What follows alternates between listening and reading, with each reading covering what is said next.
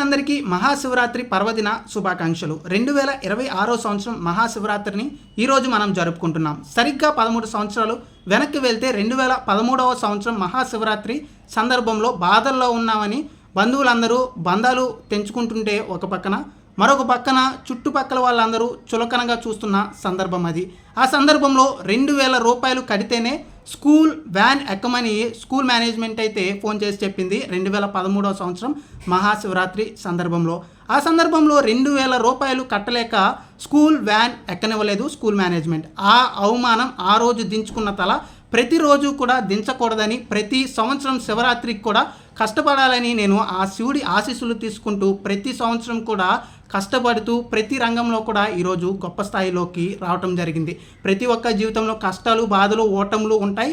అవి తట్టుకుంటేనే మనం జీవితంలో గొప్ప విజయం సాధిస్తాం. శివరాత్రి శుభాకాంక్షలు అందరికీ కూడా.